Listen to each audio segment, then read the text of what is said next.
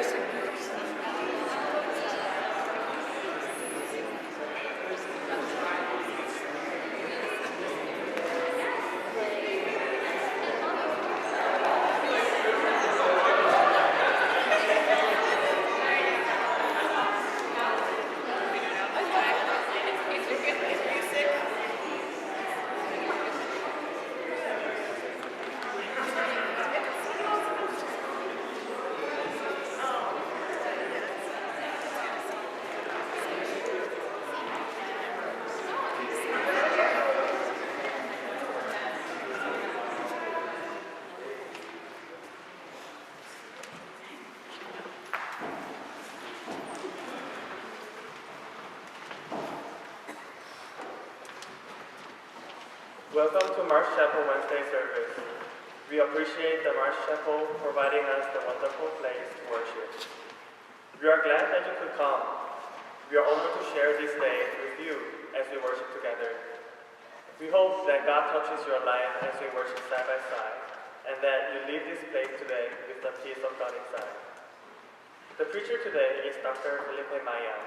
Filipe Maia's research and teaching focus on liberation theologies and philosophies, theology and economics, and the Christian eschatological imagination.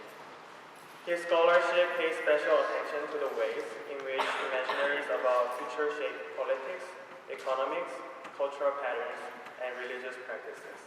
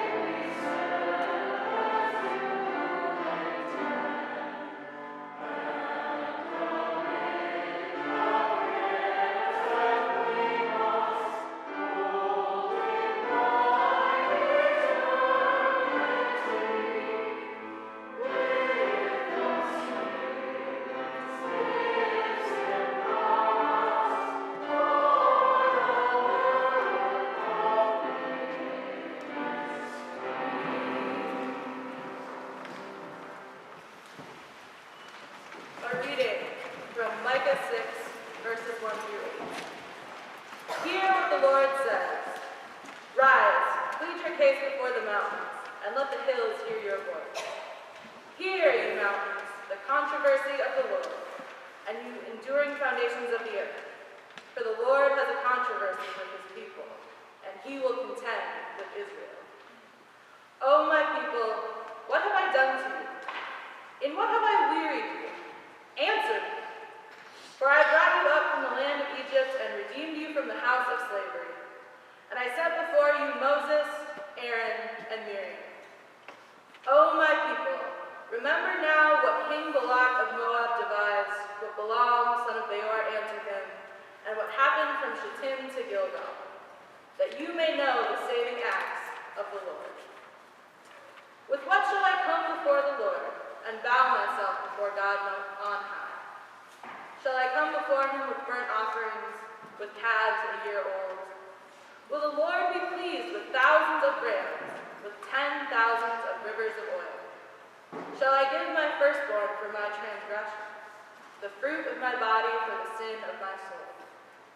He has told you, O mortal, what is good. And what does the Lord require of you, but to do justice, and to love kindness, and to walk humbly with your God? The word of the Lord. Thanks be to God.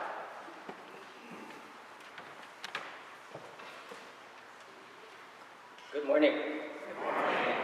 It is with joy and a bit of fear and trembling that I stand before you this morning. I want to thank the members of the worship team for extending this invitation to me and for the work that you all do to put together our chapel services. As I was preparing for this, I realized that recently that exactly 1 year ago, to the date, I was visiting campus during the interview process with STH. It was a momentous day in Boston because the Dug Tour boats were marching in the streets of Boston in the celebrations for the Patriots Super Bowl win last year. And I was here getting to know you, this community that I now gladly call my own. And I say this because the fact that I feel that I belong in this community is due in great part for the work that is done in this space, in the community that is shaped by it. So thank you. Would you join me in prayer? Dear God, may the words of my mouth and the meditations of our hearts be acceptable in your sight, our strength and our Redeemer. Amen. Back in the age when smartphones and Bible apps did not roam freely over the face of the earth, I recall the dreadful sound of the voice of the Sunday school teacher or the preacher, and they would say, "Open your Bibles in the book of the prophet Micah." It was a threatening request. You see, we're talking about a book of 7 chapters and no more than 8 pages, 8 very thin pages, inside a different book with more than 1,000 pages. Now, as a good Protestant kid, looking into the table of contents was not an option. There was a degree of honor, you see, in being able to quickly find tiny books like the one from the prophet Micah.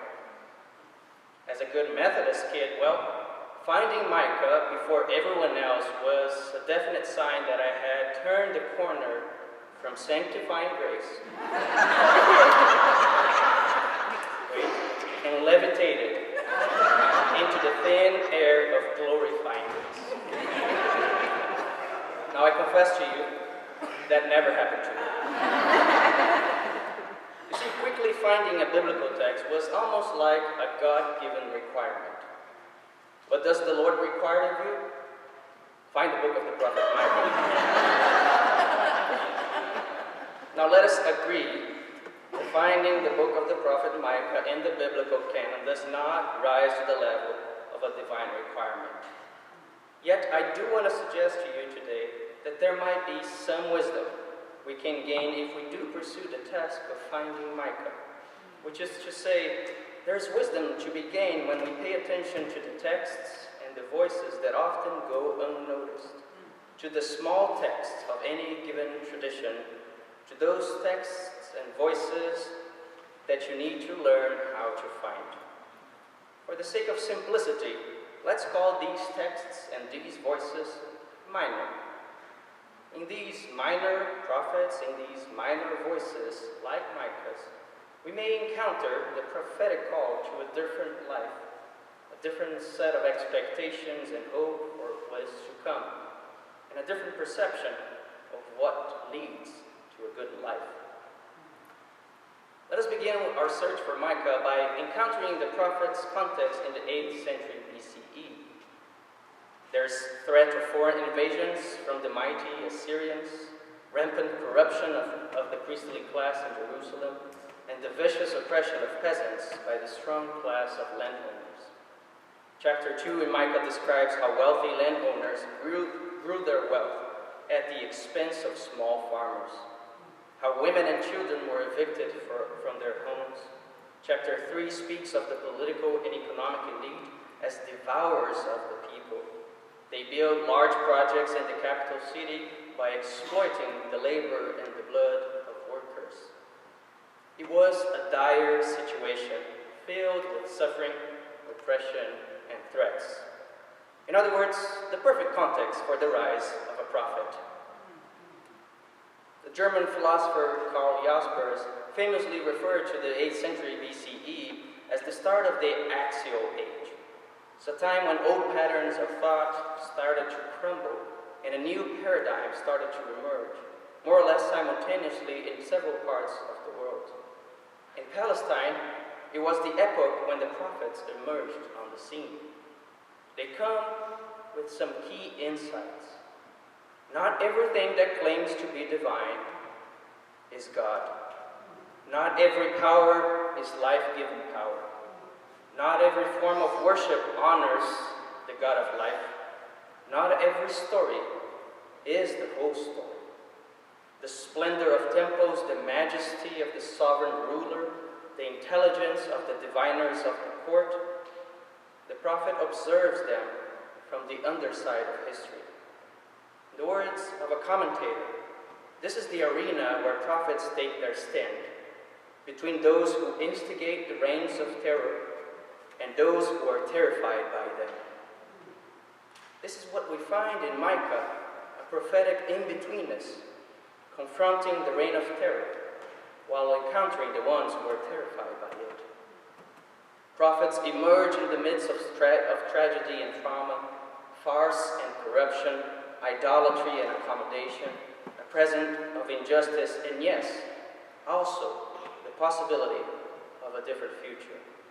Prophet rise in the scene announcing that this age is unjust, but lo and behold, it is not eternal. The agents of empire, on the other hand, have their own arsenal of prophets working for them, and they attack Micah. For these oracles and diviners, Micah's message was too radical, and so they ran a little focus group and counseled some moderation. They advised Micah not to preach in such a direct manner, for there is nothing wrong that could happen to the people. They're in good hands. Micah has no patience for the prophets of the court. For Micah, the self-described prophets of the land are mercenaries of God talk. Micah says, its rulers give judgment for a bribe, its teachers teach for a price, its prophets give oracles for money.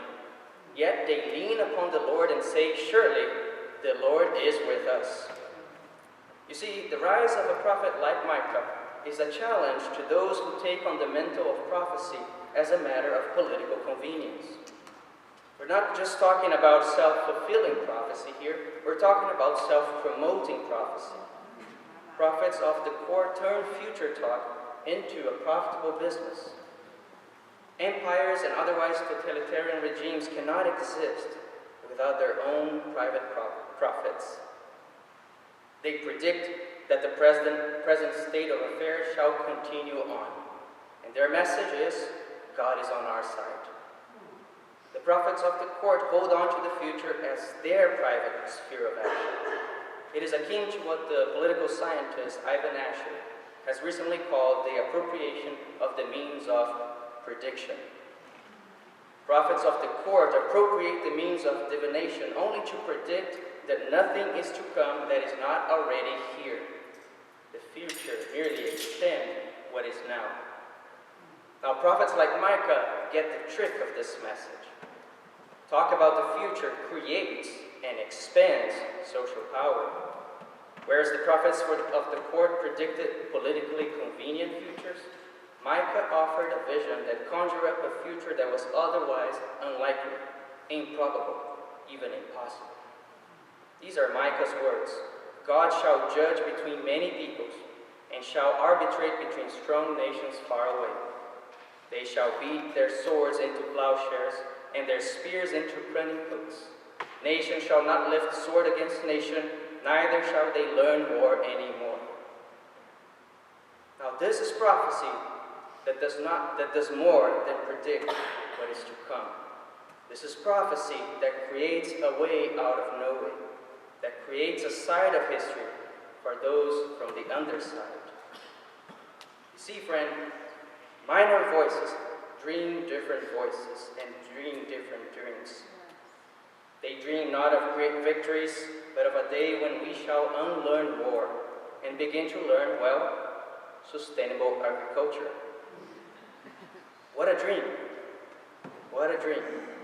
Micah's prophecy comes as the takeover of the means of prediction. Micah socializes future talk by listening to the hopes and dreams of those who labor the fields, of those who dare dream about the end of swords and spears. This is earthbound, justice-generating prophecy. Rabbi Abraham Joshua Heschel, himself a modern embodiment of this prophetic tradition, speaks of prophecy, quote, not as the application of timeless standards to particular situations, but rather an interpretation of a particular moment in history, a divine understanding of the human predicament.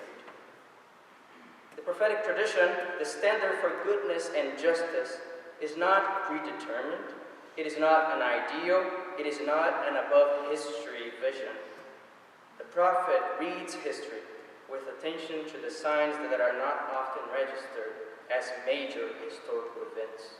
The prophet reads the signs of the times in search of its minor voices. So what is good? What does the Lord require of us? Micah's text offers an escalating list of gifts that one ought to give to God. Burnt offerings, thousands of rams, 10,000 rivers of oil, all the way to one's firstborn. It is a litany of sacrifices that the prophets of the court adore. But God's reply shows that God is unimpressed with sacrifices like this. God has a different liturgy in mind.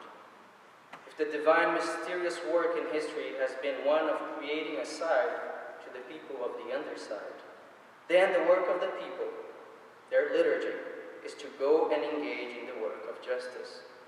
What is good, what God requires of us, is to do justice, to love kindness, and to walk humbly with God.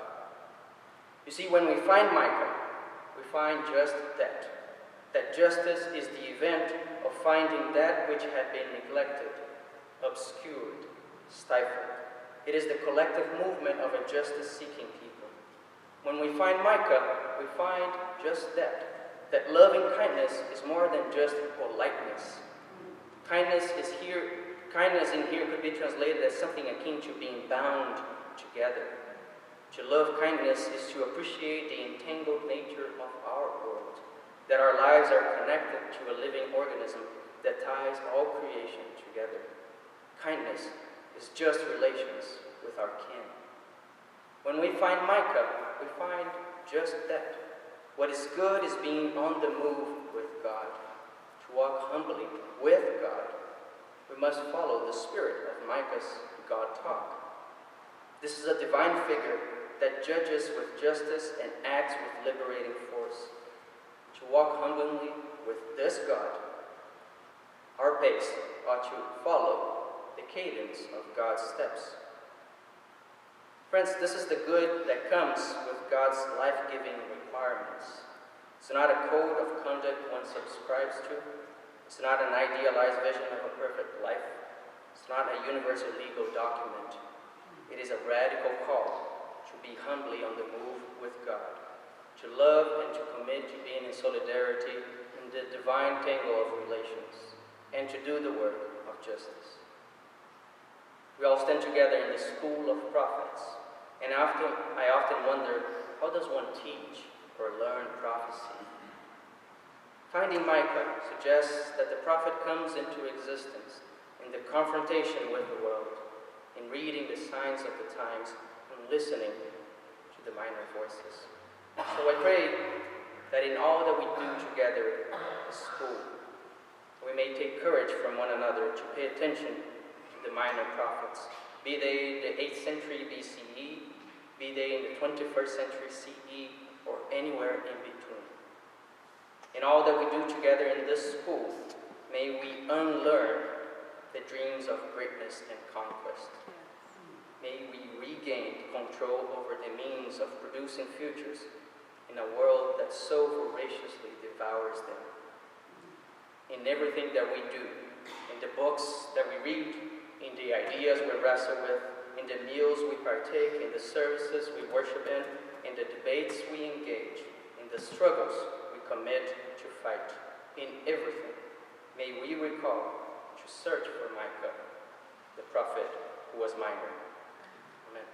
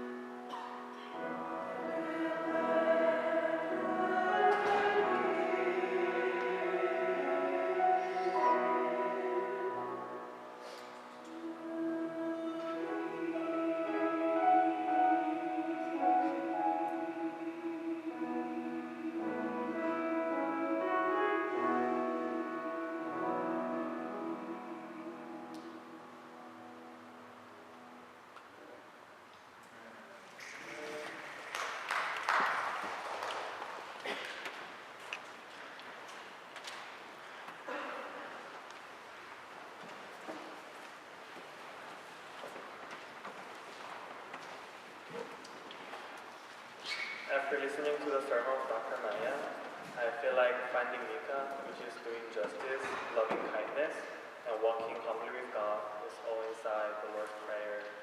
Let your will be done on earth as it is in heaven. So let us have the Lord's Prayer all together in our own languages.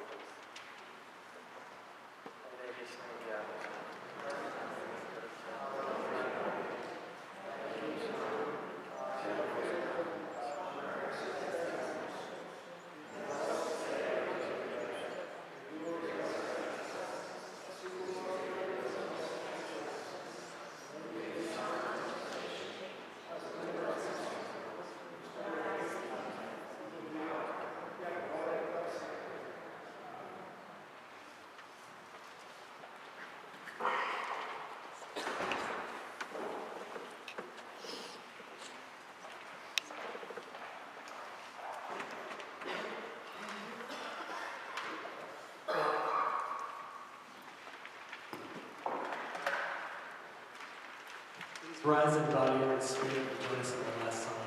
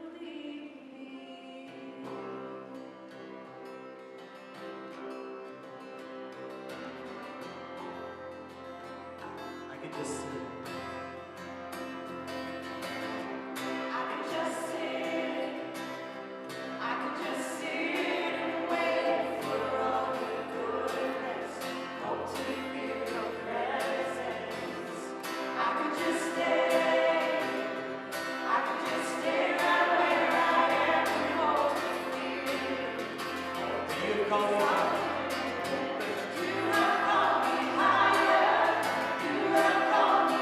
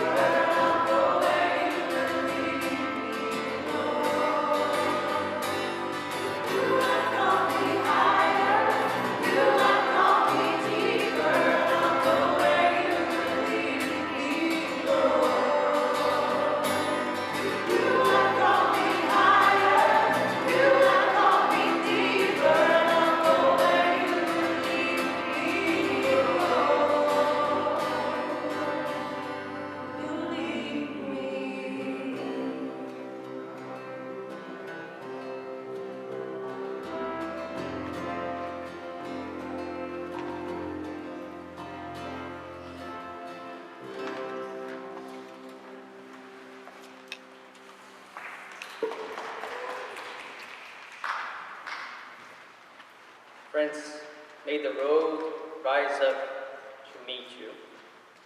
May the wind be always at your back. May the sun shine warm upon your face. The rains fall soft upon your fields. And until we meet again, may God hold you in the palm of God's hand.